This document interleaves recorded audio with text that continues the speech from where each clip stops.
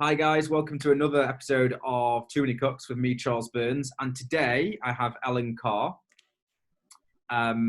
You've frozen a second, are you back? There we go. I'm here. Yeah. Is it okay? Yeah, it just froze. We've been talking fine for no problem, and then of course the minute we go on, it froze. Don't worry, we're fine. Yes, I know Ellen from yoga classes in Prestwich, which I went to for some time. And then, I just thought you were a very interesting character, and so I thought, why not? Let's have a conversation.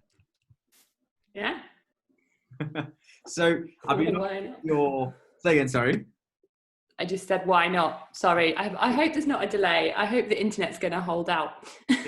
I'm just looking at your bars. I think it's like you haven't got the best internet. We'll go with it. Let's see what happens. In which case, we'll fix it. Okay. Okay. All right. So yeah, as I said to you just pre-recording, I always like to try and understand someone's like background and what they're doing now, and then what they're trying to do going forwards. So I had a look at yourself, and you studied, correct me if I'm wrong, drama and English for your degree, right? Mm-hmm. So as a child growing up, were you always into like acting and like in the school amateur dramatics thing? Was that just your passion, I suppose? Yeah, definitely. I started making plays with my gran when I was like 4, I think. And it was funny because I used to want to be an actress. Mm-hmm. And I went to, before I went to university, actually, I went to a drama school, and I was there for like half of the first year, and then I left that because it wasn't working out, it wasn't right. And then I decided that I wanted to go to uni, and it was only when I went to university that I realized that actually I thought that I would prefer to be a director or a writer and a director. And it's really funny looking back, actually, that I had always been basically bossing my gran around in our puppet theatre. So I'd go and like be dropped off at my gran's for the day, and we'd have our puppet theatre, and I would like boss her around to put on this show that we'd perform to my mum at the end of the day. So I can't believe that I never realised that I might not want to direct things. Yes. Interesting. The audio is perfect. The video is a bit shaky. So what I'm going to do, we'll just do it audio for the time being. Are you sure? Okay. Yeah, not a problem. I like to try and improvise on things, so let's just do that. See what happens. Okay, cool. So was it always obvious to you that you were going to go to study this more at university, or were your parents really supportive, or were they like, you should go and do something else? Were they very much follow your passions? What was the approach?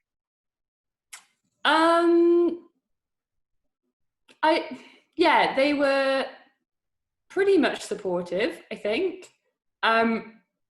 I never really had anybody trying to tell me to do something else, really. I think when I was looking at university courses and things, like my dad was saying like, oh, why don't you look at like kind of maybe more practical stuff like media production or whatever, that kind of thing. And definitely after, when I graduated uni, my dad was like, why don't you do a law conversion course? And I was like, because I don't want to be a lawyer. Yeah. So I think they've been supportive, but also there's always that like parental concern. Yeah. Yeah. Yeah. No, I get that. That makes a lot of sense. So I've also wrote, I think it's really interesting. So you did your English degree, and then you thought English drama degree, then you thought I'll go to drama school, and then you dropped out quite soon in. Is that correct? Well, it was the other way around. So I went to drama school before I did my English and drama degree. Yeah. Oh, okay, fine. So I'm actually really interested because I was talking to somebody else on actually my other podcast, but whatever, this is the main one now. And they'd also, like, if you looked at their CV, they'd dropped out and done things similar to me. And it's actually interesting because I think the traditional approach would be that, dropping out and chopping and changing is like, just not great, whatever. But I have the different approach that I guess you do, which is like, I'd rather know straight away, as I do know, gut instinct, whatever you want to call it, this isn't right for me, and just go do something else, than just stay the course for the sake of it, to please people, or to make my CV look plausible or whatever. Yeah, it's really interesting. I think I had a really hard time with that for ages. Like I felt like a massive failure that I'd left something. And so I found like, I felt a huge sense of shame, I think, whenever I told people that I'd done that. Mm. But now I have a different opinion, and I kind of have a different opinion on failure in general. I think failures are what we need, and like getting things wrong and learning from that, because when we get things wrong, or even when we do something that we don't want to do, it helps us figure out what we do want to do more and more. And I just think the most interesting people I meet are always people who've done loads of random different things. Yeah, Yeah. it's interesting. I'll try a video again, see if it works. If it doesn't, we'll just continue like this. It's not a problem. Okay. So I've actually come up with like a distilled. It's very distilled, but what I think are the criteria for an interesting conversation for me. And actually, it's funny because in your about me section on your website, you actually mention it quite explicitly, exactly what I'm going to refer to, and that's if that person is passionate about something. I don't care if that's about health, knitting, architecture, whatever. And the other prerequisite has a curious mind. I'm in. I'm game. Let's have a conversation. Whatever. And I've pretty much found since doing this Too Many Cooks show that I've talked to people across the world, across all different verticals, laterals, and all different things. And almost every one of them, if not every one of them, fits that criteria base. And that allows you to have such great conversations with depth, with flavor, rather than, and I had the other day, I put a post up, which is pretty controversial, about the importance of meaningful relationships. And I effectively terminated or put on hold a lot of relationships because they're not toxic by any stretch, but they're not supportive or meaningful. And I'm like, don't need them. Just literally, I'll see you out and about, but I'm not going to make the effort to go and speak to you. And what I find is like talking to you for like this period of time, I've known you for a bit longer, it's not fair, but talking to, say I just came across you or whatever, we connected online, whatever, that half hour, an hour conversation that we have, if we both got those prerequisites, is so much deeper than some people that I've known for 20 years or more, you know? Yeah.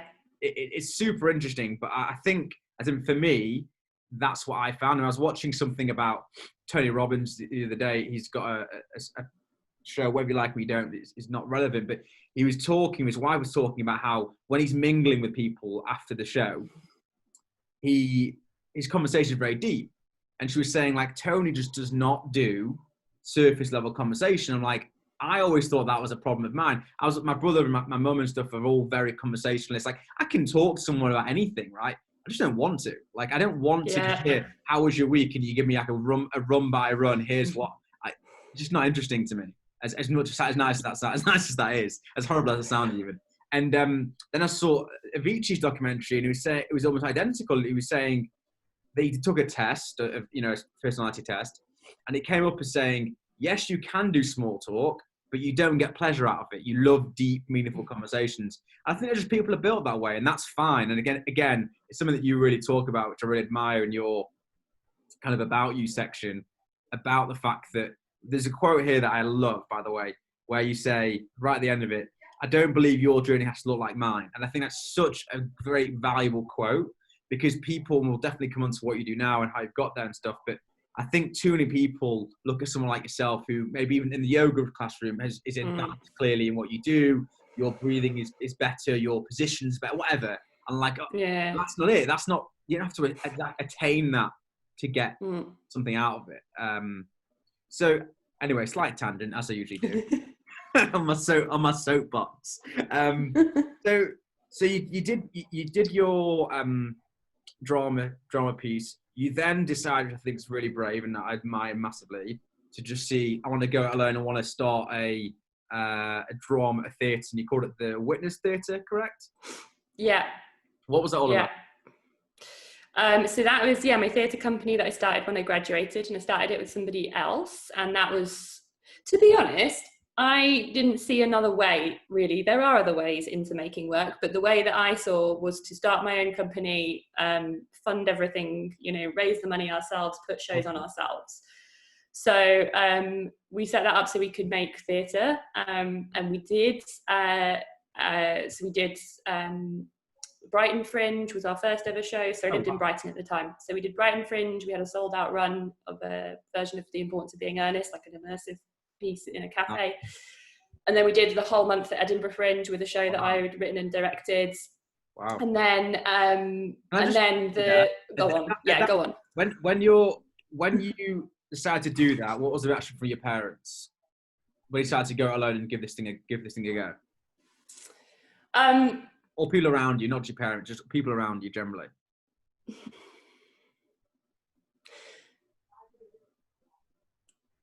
I find that kind of hard to answer because I wonder if I know. I think I was so much in my own bubble of what I thought of what I was doing, and not to say that what I thought what I was doing was good. Mainly my bubble was thinking that it wasn't good enough. Right. And I was it didn't really matter to me what other people thought, I guess. The reason I say that is because I was just curious to know if when you started doing that, everyone was like, this is a bit bizarre, whatever. But then getting into Brighton Fringe, and certainly into Edinburgh Fringe, that's a pretty successful. That's not an easy thing to do. I don't know how hard that is, but I imagine that's not an easy thing to do. And that's so that's like, it's just interesting because how people define success, right? A lot of people have spoken monetary thing, but that surely is quite a successful within the remit of what you were doing. It's a pretty successful thing to do. Yeah. So it's really interesting that you brought up how you define success, because I've been thinking about that and working on it personally for a while. So yeah, I think my parents and my family in general were proud, and like a few family members came. My mum came up to Edinburgh, and my mum's been to see most things that I've done, and that's traveling quite a distance and stuff. So it's like she's proud of what I've been doing and things. My dad is quite a perfectionist, so can always like probably be proud, but want to help me be better. Which can be challenging. Yes. But yeah, I think people were generally kind of supportive and maybe impressed. I don't think I saw that at the time though. And so, yeah, I think if I look back on it now, so when we did the show at Edinburgh Fringe, I was just kind of full of everything that was going wrong. I can be very, very critical of myself. And again, that's something I've been working on for a long time. And again, that definition of success. So I think we're fed this definition that success looks like huge financial gain a lot, and like success maybe in the theatre looks like lots of people coming in to see your show, and then like success at Edinburgh Fringe looks like getting a tour booked off the back of the Fringe, because at Edinburgh you've got all the theatre industry is there. So funnily, do you know who Lynn Gardner is? I don't, sorry for my ignorance. Okay, no, it's all right. You get stuck in your own world of bubble, don't you? And you think that other people just know who people are. So she was one of the Guardian's kind of top theatre critics for a very, very long time. She doesn't work for them anymore, but she works for the stage now. So she's a very renowned theatre critic. And she came to see our show. And she didn't review it, but she blogged about it. And she said like really nice things about me in particular. Amazing.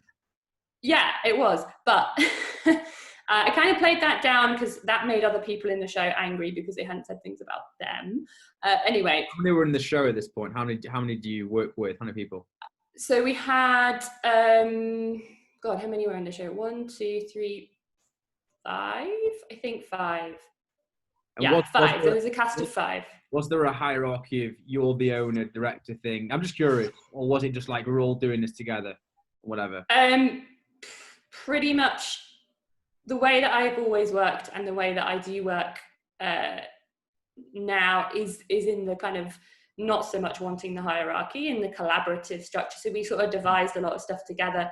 However, I think there was on a level, effectively.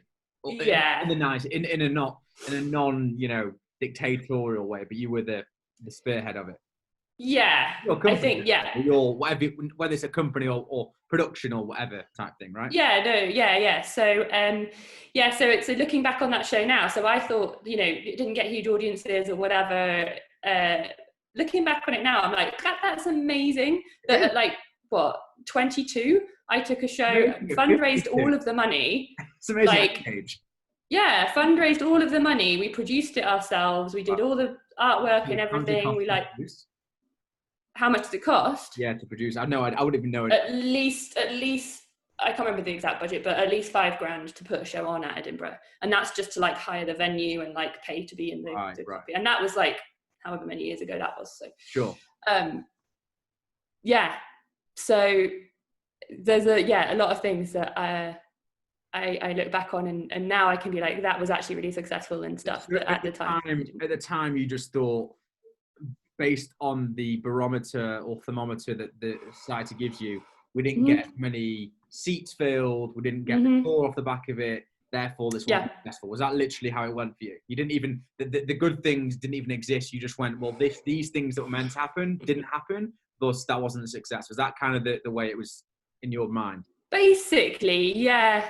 I was like happy about the Lynn Gardner thing, but pretty much I maybe focused on the positive stuff for a fleeting moment, and then it was like, right, okay, back to right. So, the next what thing. happens? So what happens then? How long has this company, this theatre production company, been going at this point when you get to Edinburgh, and how did it go in total after that? So when we went to Edinburgh, that was like a year. It had been going for a year. Okay. And now it's still going. I still own it. Yeah. So now, so it's 9 years it's been running. Oh, cool. And since in that time, so after Edinburgh, the woman that I originally set it up with decided that wasn't the place she was in, so she went and did her own thing. And then I met my now partner in the company like a year after that, and we did a show together that was a absolute failure, honestly, and that's not me being harsh. It was tell me, what's the train wreck. What is it? Oh my god. So the show was an adaptation of a short screenplay that I'd written that had actually won a BFI competition, so the British Film Institute. It won a competition, so it was like quite sort of good. Sure. I felt quite good about that, whatever. Sure. And so we submitted to get a little pot of money from a fund to translate this to the stage and put it on at Brighton Fringe again. Yep. And it was about our relationship with the internet. So, I mean, this was cool, like 7 years ago. So right. I think even like, you know, I wasn't aware of like things like Instagram, but I was on Facebook and stuff, and sort of that kind of the way that social media sort of takes over everything, sort of playing in my mind. So it was a little bit Black Mirror-esque. So anyway, we won this award to get a bit of funding. So again, it was quite high profile. Brilliant until the point that, oh my God. So we just, all these things went wrong. Like we needed this set and the people who built it didn't build it properly. And we were kind of inexperienced in managing stuff like budgets and whatever and what we might need. So we hadn't anticipated things or whatever. Sure. And then also it was a one-woman show, and the actress who we cast to be in this show failed to learn her lines and like honestly didn't know them at all. And she was good in auditions, this is the thing, okay? And so she didn't know her lines. So we get to the tech. So the tech day is like when you go through all of the technical cues. And then we had a lot of technical cues because we had a projector. So I've always worked with kind of mixed media. Right. So we had a projector and like loads of projected film that she needed to interact with. It was basically her interacting with the projected film, you know? Yeah. And we'd say to her in the tech, can you go to this point? And she was like looking at us blankly, like, I have no idea what you're talking about. So it ended up that she, in the show, was reading her lines off of the computer because there was a computer on stage because it was about her using the internet. It was horrible. It was awful. It was absolutely horrible. Like one day she forgot to put her shorts on, so she went on stage in her pants, and like that was just funny. But and all these people came to see it because it was high profile because we'd won this award. How big was your audience like at Edinburgh Fringe to this? Was it like considerably bigger? Not towards the end. No, but when it started. Yeah, it was bigger when it started. I mean, the venue wasn't at capacity at all, but it was bigger. I mean, comparatively across the two, they're probably about the same. But sure. I mean, we stopped promoting it. I was like actively telling people not to come. It was really, really terrible.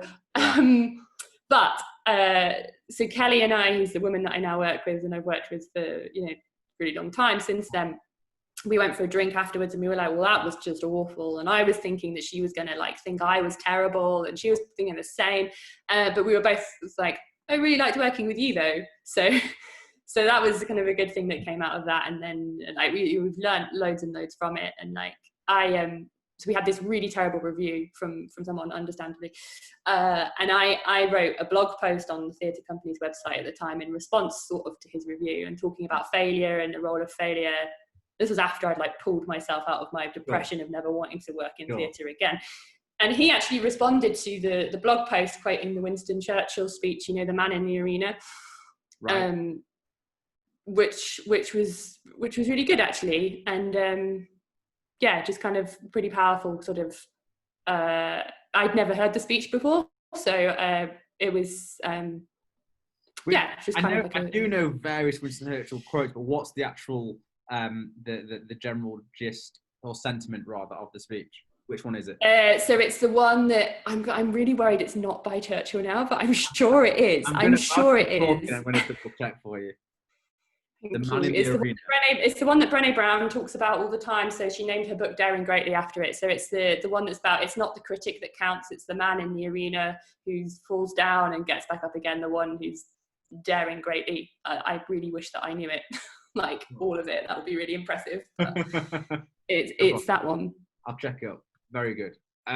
So how do we go from there? So we've done this. We're in theatre now. How do we go from there to yoga? Like you're at this point, I presume, trying to get this theatre company off the ground, not making a living. So I've read this. So correct if I'm wrong. You're just taking jobs. Are they kind of in hospitality, that kind of job? Like what? Just any job you could do, an hourly wage. What were you doing at that point? So when I started the company, I was working in a jewellery shop part-time. It was like 4 days a week. Well, so I worked with background. We're retail jewellers. Really? Oh, right. It's not on, so I don't think. No, I don't think so. Right. Good. No, it's working in a jewellery shop in Brighton. Brighton, no. Yeah. Before you get really bad about it, and I'm like, oh, that's one of our stores or something. Yeah, no, it's in Brighton. You don't own any of that. We're good. I'm sure you don't. We're fine. Okay, great. What do you want? Yes, so I worked there for, I think 2 years. And to be honest, my attitude was all wrong. Because I was very much like... Were you like 23, 24 at this point after university? Yeah. That kind of age? Right. Yeah, and I was bored. And I was like, oh God, I've got this like really good degree and I'm like doing this work. And it's understandable to a level. I do get it to a level. Yeah. So I was kind of pissed off with it. I was kind of pissed off with the world, really. Yeah. And then it just got to the point where I was like, the theatre company's kind of not gone to the huge heights that I thought it would have by now, delusionally or whatever. And it depends how you look at it, but carry on. Yeah. So and I wasn't working in theatre, and I was like sort of not making a huge wage from there. So I thought, okay, I'm gonna get a full-time job, and just make some more money. So then after 2 years, I got a full-time job working at the student union-run letting agency at my old university, Sussex University. Right. So I got a job there, and I was there for like 3 years. Yeah, 3 years, I think, in total. And I started as an assistant, and then I became the property manager, and then I sort of went back down to being part-time. And that was when I was full-time there. Really stressful. So stressful. So there were 2 of us who worked there in this agency, and it was busy. And, in a normal kind of letting agency, like one property manager might have like 10 properties, and I had 30 to manage myself. So it was just a bit nuts, and it was really, really stressful. And that's when I started practicing yoga kind of regularly. Literally to de-stress? Or? Yeah, because it got to the point where I was just so miserable about going into work in the morning, and I was like, I have to do something. Right. And I'd done yoga on and off. So like my mum and my aunties have all kind of done yoga throughout their lives. So I've always sort of done it a bit here and there. Mm-hmm. And I knew that whenever I did it, I felt amazing afterwards. And I'd done a few classes in Brighton, but I was kind of like, I don't have the money to go to a class every week at the moment. Mm-hmm. And that's when my auntie actually told me that you could get yoga classes on YouTube for free, and I had no idea. Right. So I just Googled it, and what comes up first when you Google yoga on YouTube? It's Yoga with Adrian, because she's like monopolized, like, you know, she's like huge. Everyone's in that category now, yes. Yeah, so not creating the content, watching the content, just so you know. Yeah. So I found her. She had a 20-minute morning video, and I started doing that every morning. I was like, I'm going to get up every morning and do that. And then not long after that, I did her 30 days of yoga thing that she does every January. Right. And so I was doing it every day for 30 days, and then I just didn't stop doing it every day.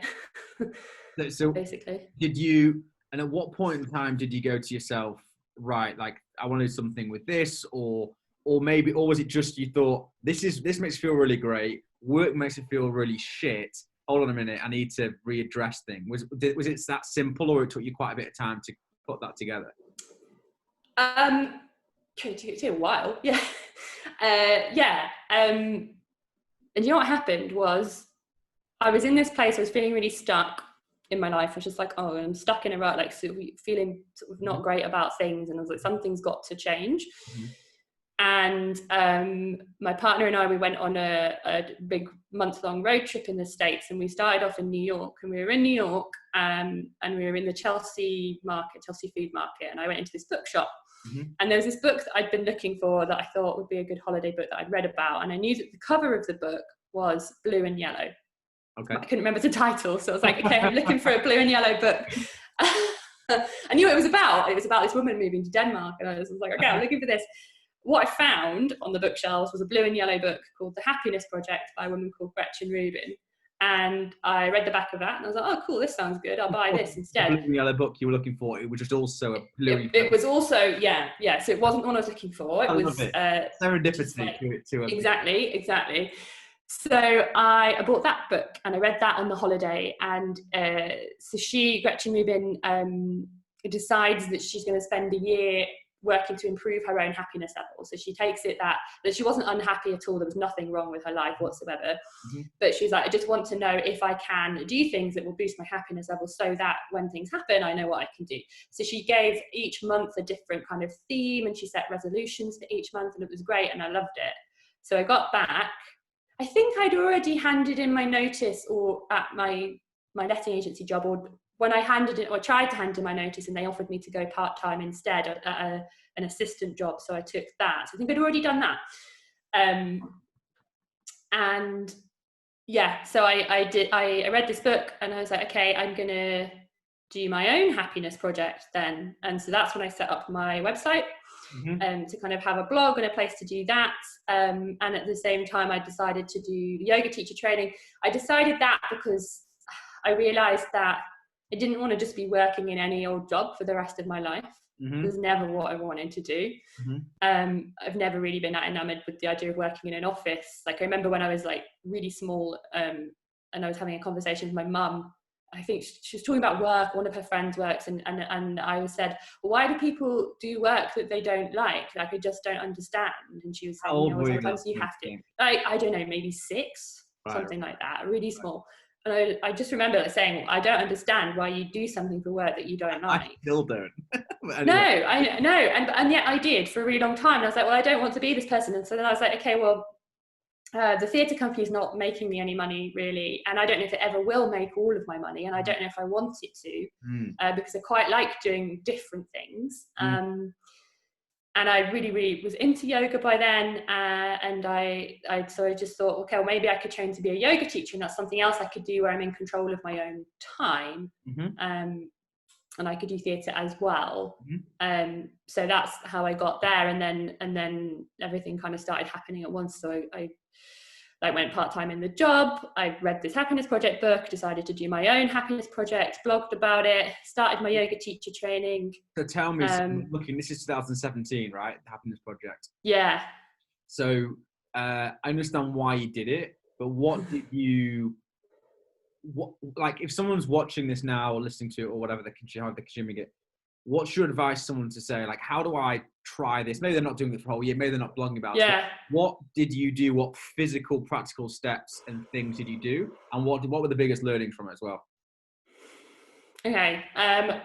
well, I can't remember all of the themes that I did, but you can read them all on my website. But I chose different themes. So I chose different themes just for areas of my life that I thought I could work on, I guess. So there's stuff like energize, and within that, so I did the same sort of template that Gretchen Rubin did, where I chose a theme for the month, and then I chose different resolutions or like things that I would do within that for each month. So there was energize, where I looked at like what kind of exercise I did and how I wanted to exercise. And so a really practical thing from that is that like I started walking every day. And I didn't used to do that. I didn't used to go outside every day. And now I can't imagine not going outside every day. I can't say that now really, because there's lots of people who aren't going outside every day. But I'm really... Yeah, I understand. Yeah. So stuff like that. And then I had one that was finances. Like I would get books out of the library on like economics and things. It was great because I'm really curious about, all sorts of different things. It's brilliant. But then that made me look at like how I kept a record of my finances and that kind of thing. And then other stuff like simplify was one of them. And then one of them was, so within that, like I kind of looked at sort of maybe simplifying how I worked, or like thinking that this is something I'm permanently working on, like the idea of less is more, or kind of decluttering my stuff that I owned. That's another big thing that I did. I did the whole Marie Kondo thing way back. That was maybe one catalyst that started me on all of this What does changing. that look like? What was that? The Marie Kondo thing. So you know about the Marie Kondo, the KonMari? No. Where have you been living? Clearly not in Brighton nor Edinburgh Fringe Festival. No, so okay, Marie Kondo. This is jumping back in the timeline. She's she wrote a book called The Life-Changing Magic of Tidying, or The Life-Changing Magic of Tidying Up. Someone did recommend this to me there. I didn't know that was her book. Okay. She's got a Netflix special on it now. So she's a Japanese lady and she's like a professional tidier, and so she has this whole book, and it's basically the concept is why would you have things that don't bring you joy within your life? So basically what you do is you take all of your possessions and you do it in categories, and you put them all in a big pile in front of you on the floor, and you take each one and you hold it and you ask, does it bring me joy? And if it does, then you get to keep it. And if it doesn't, then you thank it for the joy that it's already brought you, and you pass it on somewhere else. And I got rid of like 10 bin bags worth of stuff. Wow. Yeah. And the effect of that was like, I felt so light. And I think that like created space for me to start thinking about all these other things that I wanted to do in my life. Because I think our society tells us to buy stuff when we feel bad. So if you keep buying stuff, and if you keep buying stuff, it makes you feel better for a little bit, and then you feel bad again, so then you go and buy more stuff. And when you're stuck in that, you've got no space to actually question why you feel bad and think about what you can do to change it. Whereas if you stop that cycle and you go, okay, that's fine, I'm going to get rid of these things, and then you've got all this space, and you realize you probably don't want to fill it with stuff anymore. But that was something that happened before the Happiness Project and everything. You've always had this like curious mind then to look into things and try and improve things and iterate things, and you never want, it sounds like anyway, you never want to just accept the status quo and that is what it is. You're always challenging yourself, and then I guess that comes on to what you do for other people. So go on, sorry. No, I was just going to say, yes, that's true. That is something that I've realised about myself recently, is that whenever I go into somewhere, even if I go into a workplace, like recently I was working a part-time job last year, I always want to fix it. Or I always want to not fix it, but change it for the better. Solve things and whatnot. Yeah. Or like I see issues and I'm like, right. So I become part of groups that make change happen, and like, great. Tiring. It is tiring. It's tiring when people don't listen, or they listen blindly and end up doing the about it. That's the tiring. But just to kind of answer the question about the Happiness Project, of like what I got out of it, because I do think it's a great thing to do if people are interested. And I was actually going to do maybe a blog post, or I don't know, an Instagram post or something about it at some point soon, or a newsletter or something, because I the other day had all these ideas for things that I could do again. I was like, maybe I'll do another one. And I think you can do it. You can pick whatever number of things you want, and you don't have to do it for 12 months. You could do it for 12 weeks or 6 weeks or 2 weeks or whatever. Sure. But I think having that focus of things that you might want to work on in your life. So like for me now, some of the things are breath work. Like I want to get more into the breath practices of yoga and like meditation and like other things. But they can be really practical, or they can be things that you want to explore, and it just opens you up a bit. And Gretchen Rubin has this quote, or something that she discovered in the Happiness Project, was that in order to be happy, humans need to be in an atmosphere of growth. And if we're not living in an atmosphere of growth where we're kind of challenging ourselves or asking those questions or learning new things or allowing things to grow and develop, we just stagnate and we're not happy. I definitely. Yeah. In terms of the breath work, I interviewed someone the other day who I think, well, you might know him already, or you might not. I'll let you know afterwards. Who I think is very useful for you to speak to. Who literally specialises in that. He was also a teacher as well. Anyway, slight side point. So, yoga. We're doing yoga.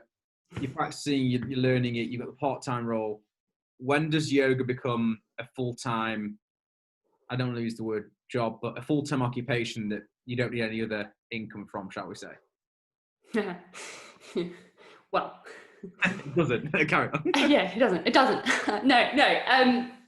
So right after I qualified from my yoga teacher training, like a month after, we moved from Brighton to Manchester. Okay. So at that point, I sort of took it as kind of like a clean break. I was like, right, I'm gonna develop like my being change from just a blog, and maybe I could have a business, and I didn't really know what it could be at that time. And so I didn't take a job in Manchester straight away. I set up some yoga classes, first of all, as just to kind of practice, and then I sort of started teaching a few more. And I was doing some freelance theatre work to bring in the money at that time. Can I ask, when you first do your, like with anything, your first yoga class, did you get the imposter syndrome and like, why am I teaching? Did that ever happen, or are you a very confident person that just goes with it? I think you always get that. I think you always get that. Like sometimes I say things, in a class. You're never going to come to a class now. I say things and I'm like, oh my God, is that right? Like, so I'll say something, say it's about like a chakra point or something. I don't know. And I say, I'm like, did I remember that right? Is that right? I don't know. And then I'm like, really? Nobody's going to know if I got it wrong anyway. But like, it's always right as well. Brilliant. Yeah, well, I'll say something about the anatomy, and I'm like,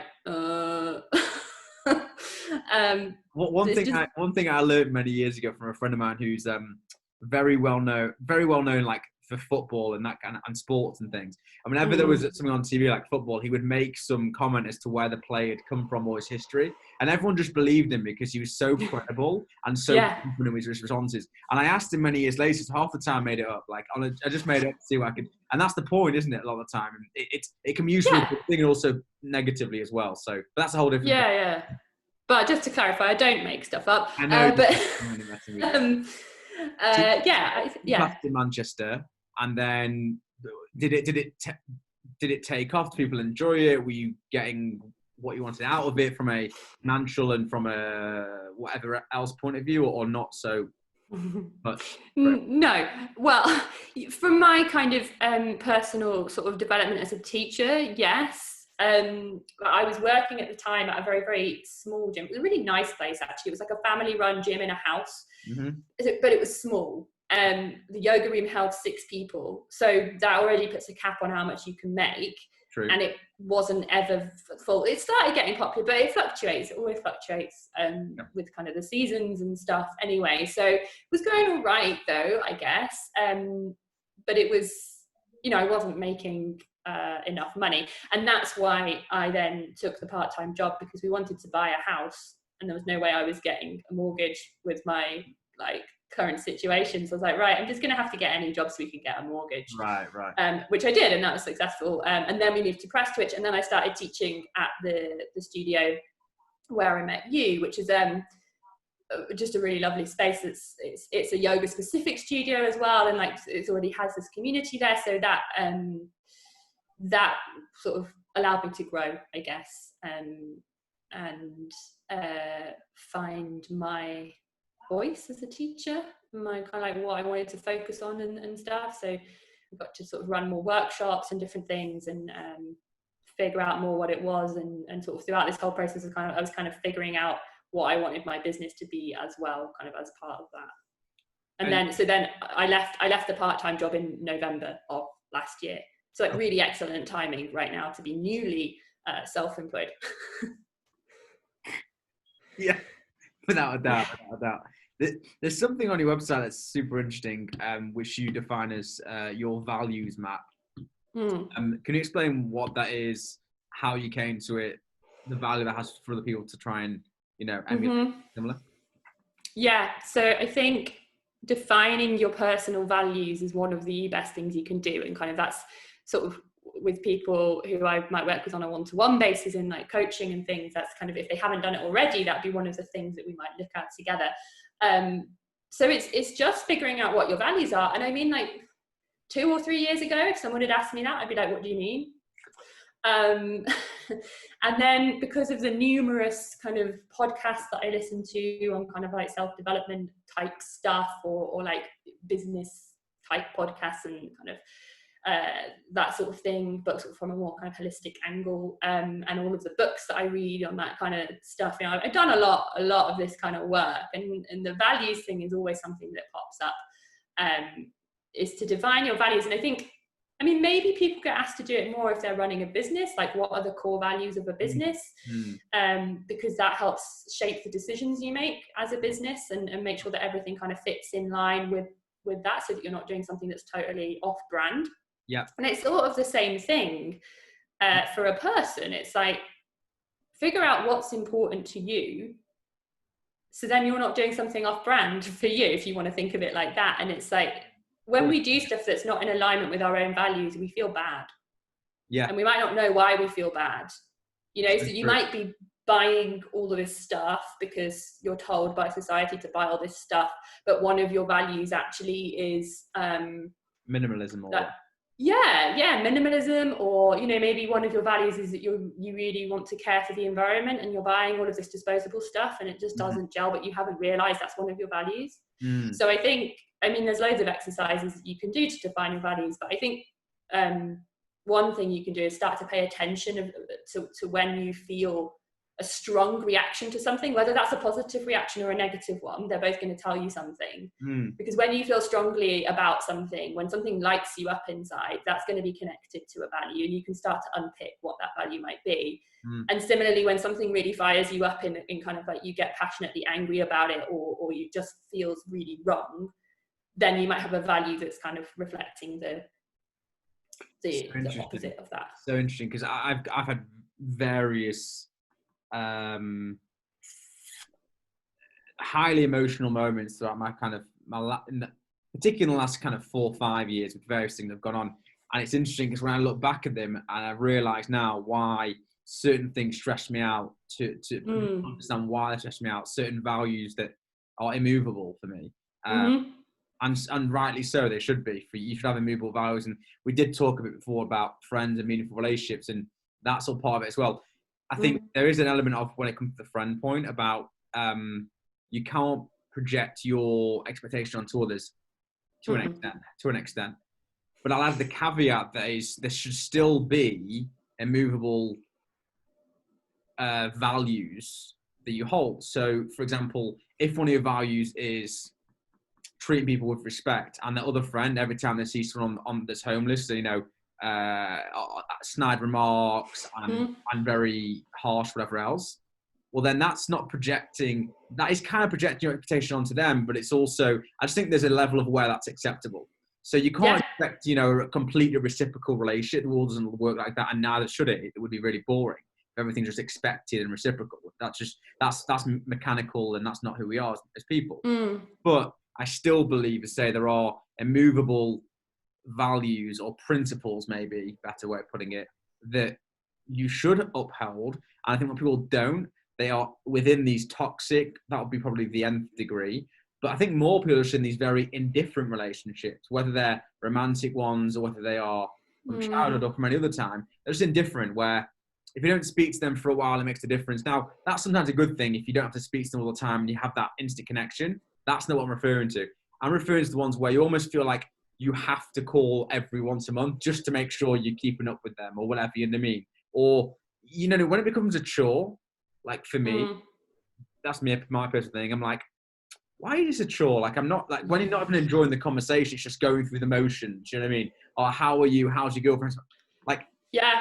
that thin layer of conversation that really you would have with anyone. And the really great point I thought about the other day, not quite an analogy, but just maybe a thing to think about people in relationships relating to. Don't know how we've got here, but we have. So what I would say is, you know, if you would take the nostalgia and personal history out of relationships and you just went to meet that person in a room of all other people, you never met any of them, and it was a dinner party or it was a social gathering of some description, would you have a bond with that person instantly? Or would it be a, hey, how are you? Nice to see you, or whatever, very surface level, and then move on? And I think when you start to think like that, a lot of relationships, you go, hold on a minute. Yeah, I probably wouldn't these days. You know, I haven't got that much in common with them. I'm not saying you have to loads in common with people, but for me, at a certain point in time, if your values don't align, if you don't have too much commonality, again, I'm not saying be friendly with everyone that's the same as you, far from it. But I think, as I say, if you take it to a dinner party or whatever, and if all things equal, that person wouldn't ignite the fire within you or whatever the case may be, vice versa, maybe that needs looking at. Just a thought. Don't know what you think about that. Well, it's the same as with, you could apply that to anything in our lives, and you can think about the Marie Kondo thing again of like, does this bring you joy? Because I think that life is meant to be joyful. We're meant to be happy. We're meant to have fun, right? Of course, yeah.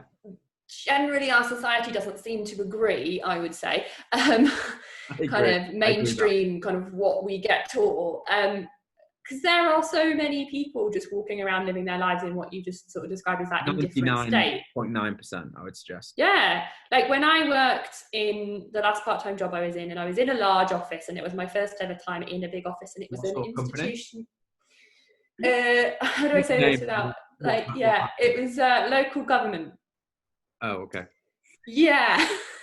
Yeah. So there are a lot of people bureaucratic organisation then. A lot of people who'd worked there for a really long time. Like some of them since the 70s. They're my favourites. Yeah.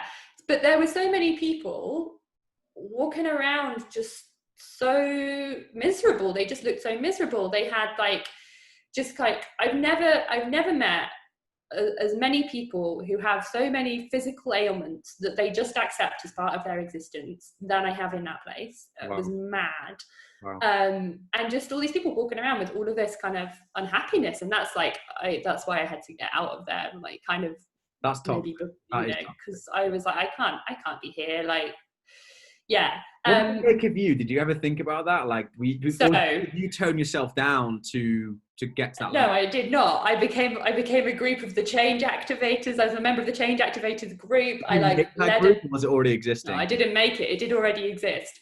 Okay. I became like a climate change advocate for the office. I led a talk on climate change. I became like a celebrity for the day because everyone was like, "You're so good at speaking." Oh, that was just what I do. How many people were you talking to? Oh, like 80? I don't know. Yeah, something like that. I really like public speaking, so I don't think that it's the thing that people don't like, but of course it is. Anyway, when I left and I said I was leaving, people were like, "Oh, we're really going to miss you." So that sound like I'm just like bigging myself up now. No. Like, you've been like a breath of fresh air here. You're so different to everyone else. I was like, I know. That's why I've got to go. That's not what I said, but I wish it was what you said. I wish it was. Yeah. Yeah, well, basically, I'm really happy and you're all really miserable. I was interviewing again someone the other day, and I don't actively look for people to interview. Like, it just kind of materializes, or it doesn't. That's how my view on life these days. It's very serendipitous. If it happens, great. I don't chase people. I'm actually going to do a vlog, maybe this weekend, all about like vocabulary, because just to take a different level for a second, when we talk about sales and business, we talk about chasing, targeting, and all these connotations, all these words, right? In closing, they're all very aggressive, very macho, very animalistic terms, right? None of them are. I like to view, so I also hate the word balance, and people that know me know I absolutely can't stand the word balance, because balance is two equally opposing things in exact balance, in exact, can't use the word, but exact equal measure. Nothing's like, what people look for is harmony, where harmony is two different things that come together to make something better. That's what actually people are looking for, because they go down this work-life balance thing and go, well, I'm working 7 hours, so I'll watch Netflix 7 hours. Well, yeah, that's balanced in time, but it's not, right? Do you know what I mean? That's taken to an extreme, but that's But I think, that's the issue, is that we're so led down these routes and constructs of, oh, it's a weekend, so you got to do X, or oh, it's a weekday, so can't play golf on a weekday, but on a weekend, why are you working a weekend? What's wrong with you? You're up at 7 a.m., you go into bed at 6 p.m., you eat at 10:30 a.m. What's going on? Like, don't you know, in England, the time to eat is between 12:30 and 12:45, and that's it, and it's a sandwich, cheese and sweet, chicken and sweet corn, and it's from M&S. Like, you know what I mean? Yeah. What was I just going to say? I don't know. Oh, it's like the I've never ever understood the it's Friday night, therefore I have to get wasted. I have never understood that mentality, even though, like, talking to the conversion, I haven't drunk alcohol for probably 10 years properly. Like, I just never enjoyed it ever. No, I went through a phase at uni, you know. So Karen, I went through phases at uni where I would, like, take a bottle of wine for myself to a house party, but so there was a phase. Now I don't really drink at all, because I don't like the feeling of it, and but I still have never understood our binge drinking culture and the culture of, on a Friday night you get wasted. And I was talking to my auntie about it, and she said this theory that I've always thought was really interesting. I'm very into, like, a very anti kind of our general mainstream society. I feel like it's telling us all these messages that we fight against. It's entirely it's not, I don't believe it's been designed, but I just think the way it's materialized now is full of negative connotations. There's just no question about it. You look across how I'm doing in the food allergy world, and the reason that food, like, there's no one looking at the fact that food allergy is on the rise like this. They're no one looking at the fact that all these, I've read this book, which I think I'll happily give to you. I'd like to spread my books around. This one here, about how not to die. I've heard about that, yeah. All right, this is yours. I'll send it to you. In fact, I'll probably have to cycle it round to your house with that. Yeah. It's biased, don't get me wrong, but it's very well. It's interesting. And some of the points he raised is, like, some of these crazy stats, right? So, in the United States, 80% of all antibiotics are given to the animal agriculture industry. There are 18 million deaths from heart disease or coronary heart disease each year. 80% are preventable by by better lifestyle and diet. You're talking, like, by 2030, diabetes will cost the globe $2.5 trillion. 95% is preventable, reversible, etc., by diet and exercise, etc. And it goes on and on and on and on. And it doesn't matter what diet you look at, but, like, people don't realize, like, that's one of the big reasons. It's the stresses we have. It's the input. Go on about your auntie. I'm really interested. Go on. What's her? Well, I just want to say something on that as well. Is that, because you touched on it earlier, it's also the mindset part and the language. She talked about, like, the language that we use and stuff around things. I'm huge on language. Like, I'm huge on making sure the words I'm saying have the right connotations to them. And it's the words that we say to ourselves, and it's looking at all of that stuff, and that's like right into the work that I do with people, kind of on a one-to-one basis. There's all of that stuff you were talking about. But yes, back to the binge drinking culture Friday night thing. So so something my auntie said was that maybe we're encouraged to do it. So alcohol is, like, it's really weird when you look at alcohol compared to other drugs that are kind of really deemed as awful in our society. Alcohol is far worse for us. And yet it's the only alcohol, caffeine, sort of tobacco, but not really, but alcohol and caffeine, the government sanctioned drugs. Okay. Yeah. And so it's like our whole society, kind of the kind of capitalist society that we live in. Two things. wants us, and so they want us to get wasted on a Friday night, Yep. so that we think that we've enjoyed ourselves. So it's like government sanctioned a good time, enjoyment. Which means you forget what you did. That's apparently a good time. I believe no, it hasn't happened to me once or twice. And then you're too kind of out of it on the Saturday to really do anything much, and you're certainly too out of it on the weekend to start thinking about the things that you might not like about your life and the things that you might want to change and do differently. So then you sort of recover on the Sunday, you do something nice, maybe, you know, like you have like a nice brunch or whatever, but you don't dig deep into the stuff, and then you go back to work and you do it all again. So you get this like release at the end that's like, okay, you hated your job and now you get to escape it and release it, but then you come back and you stay within the system. Whereas if you took the time to actually consider your life and slow down and think about it, which I think a lot of people are finding is happening now, with the current climate that we're in, and people are being forced to actually slow down. They're realizing like, so they don't want to do half the things that they thought they had to do or that we've been told we should do. And it's I totally agree. And I just wonder, you know, like a Venn diagram, you know, there's always people like you and I would suggest, that are always looking to iterate, improve, blah, blah, blah, blah, and think deeply about things, be critical, self-critical, and blah, blah. There's always those on the total side of the fence. I wonder how many in that Venn diagram, I don't know what you call the middle of a Venn diagram, but whatever that bit is, how many in that bit or slightly swayed into, right, actually, you know what? Not going out every Saturday night. Wow, I feel so much better. Or cooking now, I feel so much better. Or spending more time with my relatives, or walking the dog more, or whatever. Unfortunately, I genuinely believe that not much will change. Is my general thing. I think the world is very. I'm a realist. I think what it comes down. I'm a very optimistic person. I'm just realistic about other people and of what I've seen previously. So I'll give you an example. So if you look at this year, I remember in January 5th, I was in Dubai. There was relevance to why it was there. But anyway, I remember watching the news, turning the news on. Donald Trump had just bombed Iraq, which was killed the Iranian defense minister or such. I think it was the defense minister, number 2 in Iran. Pretty big deal, right? That was like World War III possibly starting. And what was the other big thing? The Australian bushfires. Huge thing. You saw the koala bears. It was horrible and vile and everything else. And then, okay, more localized, more British. You had Caroline Flack sadly taking her own life. And there's a couple other things down the thing.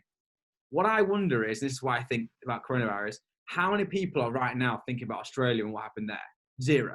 How many think about Brexit right now? Almost 0.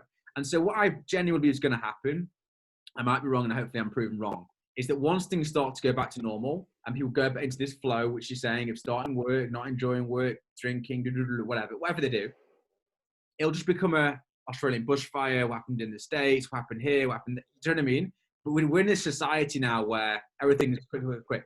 And again, like maybe 3-4 years ago, there was an instance on American Airlines, I think it was American Airlines, where an air hostess or an air steward, I should say, kicked someone off really aggressively for no reason. And it was on News 9. I remember them saying, this is going to change the whole way of the system and people aren't going to go on American Airlines anymore. Or maybe I'm wrong, it was USA. It was one of them.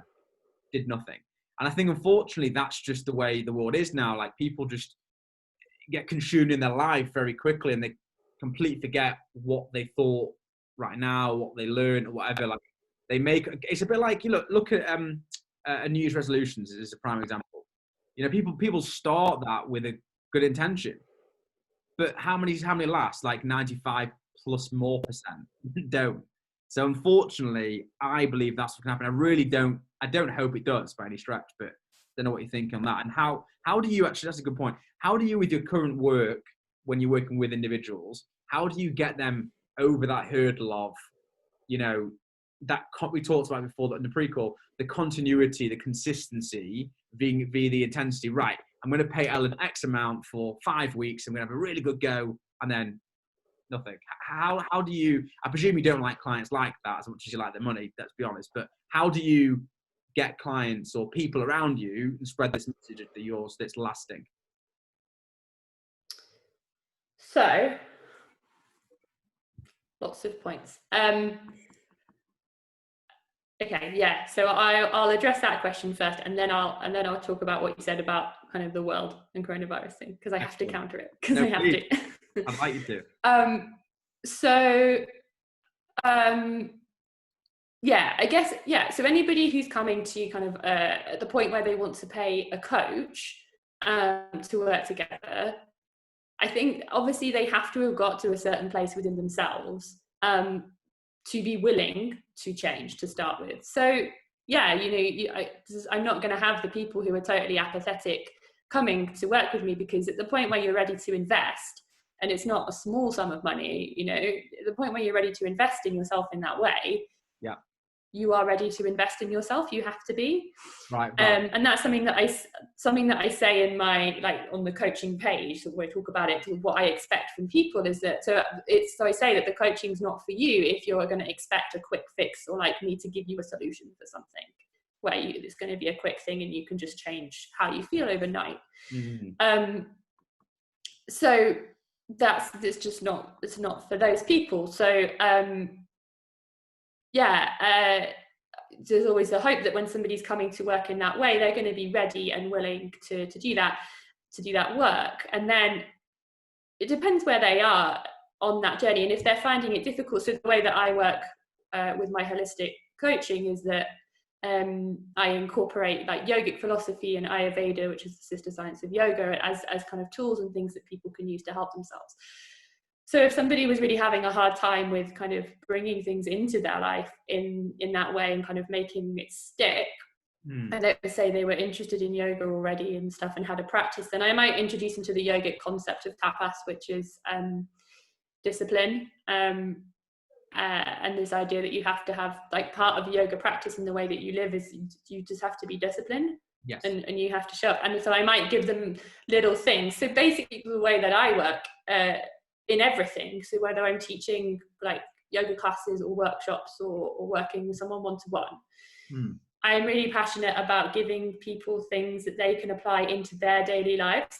Yeah. So the hope would be that by working with someone, and it's even better on a one-to-one situation because I get to know them and their daily lives. So I know if they've got 3 kids that they have to look after on their own, or I know what their work is like, and I know. So I might suggest them something different for them to do than I would for somebody else who maybe lived on their own and had a really leisurely morning. So for that person, I might say, oh, maybe you try this morning journaling, and they can fit it in. Whereas for the person with 3 kids on their own, I'm not going to say, spend 15 minutes journaling in the morning by yourself, because they're bound to fail. So I think with a lot of kind of like self-help or personal development stuff, it can be like a generic, of course it is. If you're reading a book, for example, it's generic. You can't apply it to each individual because it's a book. So you have to know yourself in order to apply that. And I think that's, to your point about New Year's resolutions, that's why so many people fail, because they don't know themselves well enough to know how they can make themselves keep to a resolution, because we're all different. So whatever type of person you are, you're going to need to do something different, and that's fine. And New Year's resolutions don't work for everybody within the structure that they are in. It's just another thing handed down from society, so they can sell us like fitness fads in January and tell us to make ourselves better, and then we fail, so then we feel rubbish and we buy more things at Christmas and then we do them again. But if you actually look at what's going to work for you, then it doesn't matter if you do it in the year or whatever, but if you know yourself. So I think that's what I help people do, is to know themselves, to then start to look at how they can apply that stuff to their lives right now. And I've always found that when you start putting little things into your life and that goes well, you just become more curious about more stuff along that same route. So if you start meditating for 2 minutes, you're probably going to start meditating for 5 minutes, and then like maybe longer, and you might explore doing it for longer. And and it's the same, like, I started doing yoga a little bit, and now I do it every day. So I think that's kind of that. And then with how things are now, I mean, I like to believe in the good in people. I think I have to. I do too. I'm not trying to be controversial or pessimistic or anything like that. I genuinely do hope that this coronavirus period is the pause the world needed, and people needed to really, as you were saying, as your auntie's analogy, This is a pause of a far longer period of time. Lots of people are furloughed or not working. The temptations that maybe used to be there aren't there, or they're certainly hard to find. So I'm hoping it does have long-lasting effects. So maybe a great to end this is, what's your optimistic view as to what you believe the collective consciousness will take from the situation? Simple question. So nothing major. Yeah, just a small one. So basically, I hear all the time people saying when we go back to normal, and I'm like, we're never going back to normal. You can't go backwards. We can't travel backwards in time to what life was like before. So we're never going to go back to normal. That's just out. So we have the opportunity to create a new normal. And I do have that fear as well, that the dominant voices in society will want to make that new normal as similar to the old one as possible. Or maybe even more. Certainly, like I have little faith in the governing institutions and kind of across the world, the people who have the power. Yeah, I don't have much faith in them kind of stepping. Right. Okay, let's assess systems. However, if I don't have faith in governing institutions, then I have to have faith in individuals, and in the power that individuals have to affect change, because that's all like, if I didn't believe that, then I couldn't be doing what I'm doing. Right. Yes. So I think there's this time now that we've been given, and obviously what's going on is awful in all sorts of ways. So without kind of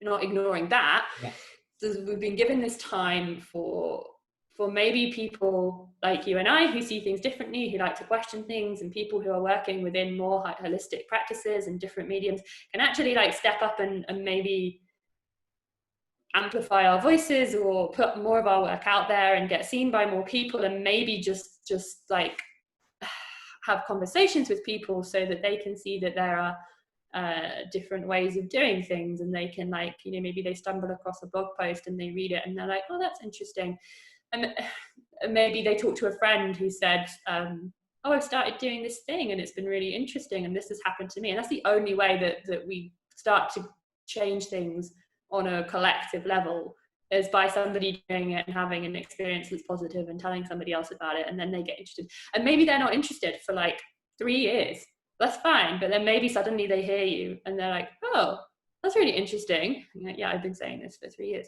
but great, come along, let's do this thing. So I think that people now are being forced to maybe get to know themselves on a level that they didn't really want to. And that's probably uncomfortable for a lot of people. So I hope that the people who are finding that uncomfortable, maybe somewhere in the depths of the internet, find something, a quote, a blog post, a podcast, or something that helps them realize it doesn't have to be, well, it is uncomfortable, it's always uncomfortable, but to help them realize that that's maybe a positive thing, and that maybe they just start to get to know themselves better, so that when they come out of it, even if it's as simple a thing as they get to know themselves better and they realize that they like this slower pace of living, they like spending more time with their family, and then they go back to work, whatever, they go back to their job, and they decide that they're gonna just cook more family dinners and go out for dinner less, whatever. Like, it doesn't have to be a big thing. It doesn't have to mean that everybody quits their job. I do think that a lot of people might do that, but also a lot of people might not want to go back into an office, and I think that could be a positive thing for well-being, as well as for like the environment. Because I was speaking to somebody the other day, and he was like, people are really going to have to convince me why I need to go back into central Manchester to work when I can do it from home. So I'm hoping that kind of thing happens. But it might just be that some people take a small thing that they found really good from this time, and then they bring that into their lives. So I don't know if things are going to change. I'm not expecting this whole new like utopia to like appear. But I just wonder if maybe it will plant a seed, I guess, for more people, and make people question things more, maybe. Yeah. I think that's a superb way to round off what's been a super interesting conversation. Well, for me anyway, hopefully for you too. Yeah, it's been great. Yeah, so thank you very, very much for your time. And maybe this podcast might be that thing that someone sees and watches and goes, yes, I totally get where Ellen's coming from and Charles is off his head and whatever. Maybe, whatever. But now I firmly hold the belief that you have as well, as much as I also fear. I think individuals, the strength of character and incremental improvements, I definitely hear where you're coming from. My fear is the maybe it's a British thing, I don't know, that group mentality when they go abroad and they get whatever, and you know that kind of like everyone. Yeah. Well, if you take each person apart of that group of 15, 20 guys, girls, whatever, and you actually speak to them, I think they know that really that isn't what they want to be doing, but everyone else is doing it. And like, no one's actually sitting down with each other and going, do we all want to do this? Like, there's only one person that's the leader of it. I think that's kind of what happens. And maybe you're right. Maybe those leaders and who those people are change, because there's people that were pushing that agenda are like, hold on, why was I doing that? Like, so that might be interesting.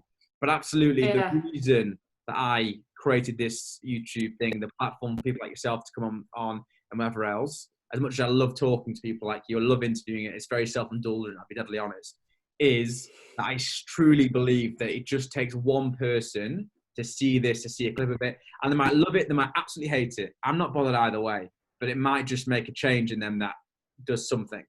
And a change that does something is better than nothing. Almost all the time, not always.